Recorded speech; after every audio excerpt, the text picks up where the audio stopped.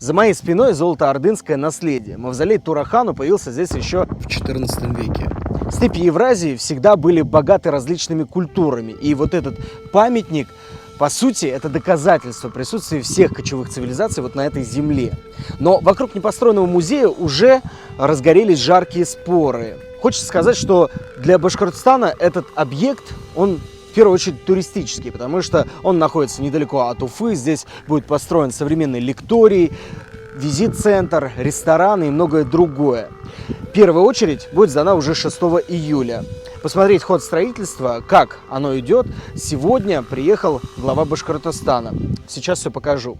Если здесь мы сопоставляем данные древности мавзолея с 14-15 веком, то Золотая Орда здесь уже существовала, и произошел так называемый период замятни, когда Золотая Орда переходила к этапу своего политического кризиса, так скажем.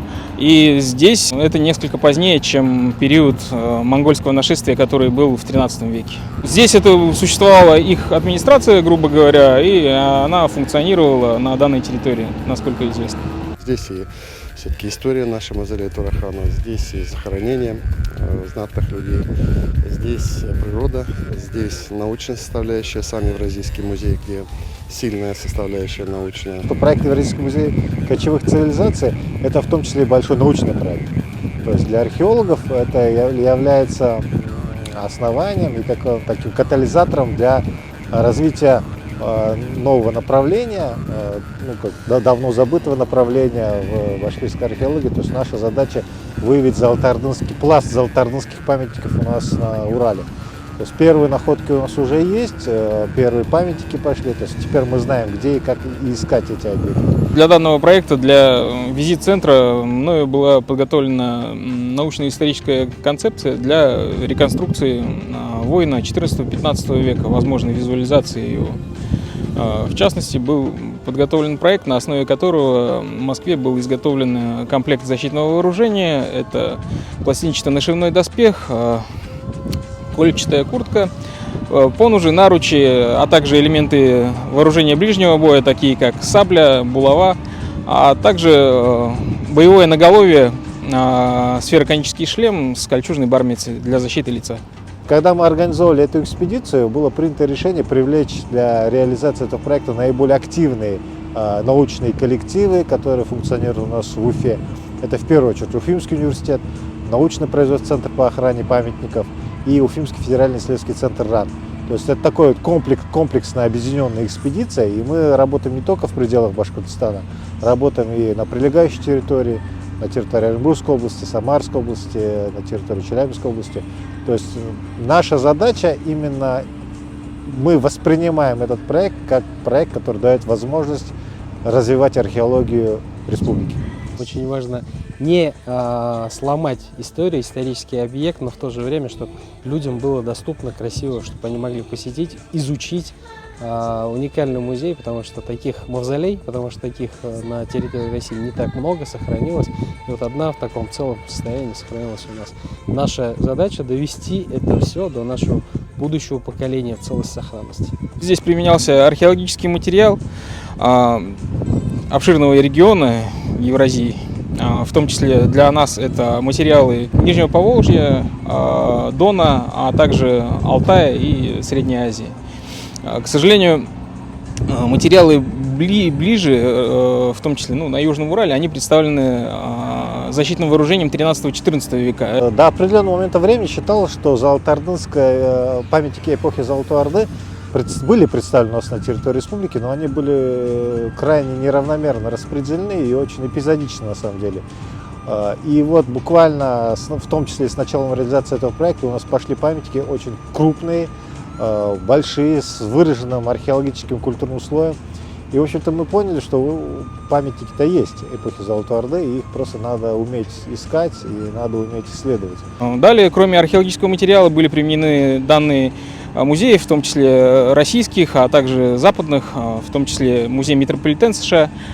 Кроме того, для визуализации были применены паноплии, исторические паноплии, средневековые миниатюры среднеазиатской, тебрисской, ширазской, гератской, иранских школ миниатюры, рисований. Но, безусловно, мы делаем это в том числе для того, чтобы открыть это место для туристов.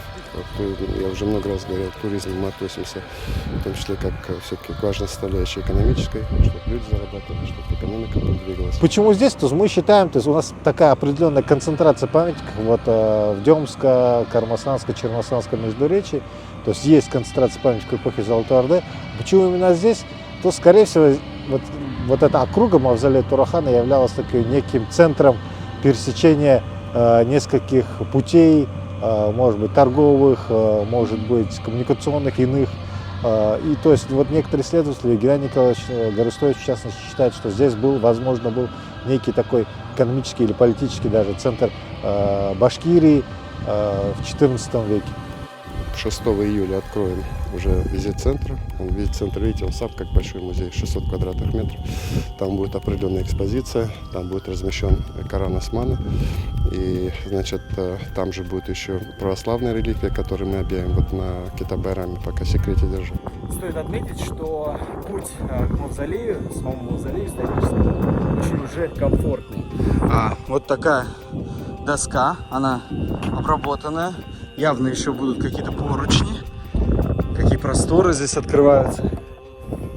Какой-то даже дух кочевника просыпается. Ну или мне так хочется об этом думать. В данный момент мы уже проектируем основное тело музея. Это большой объект, 20 тысяч квадратных метров. Ну и уже проектируем, соответственно, то, что мы называем центр башкирской лошади. Наконец, у башкирской лошади нашей будет свой центр. Здесь будет и ипподром, 2 ипподрома больших. Здесь этнодеревня будет, здесь все для производства сбруи для лошадей будет изготовлено, кузни для изготовления подков. То есть все необходимо. Центр ловчих птиц мы попробуем восстановить это искусство.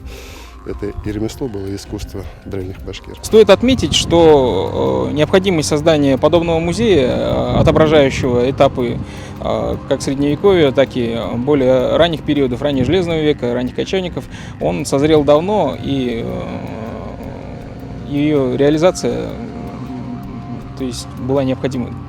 Я считаю, что это современный, свежий и актуальная тема для реализации. У нас есть крупные памятники с выраженными производственными площадками. У нас идет серия памятников с яркими вещами, которые датируются середины XIV века и имеют аналогии в городах Нижнего Поволжья и Средней Азии.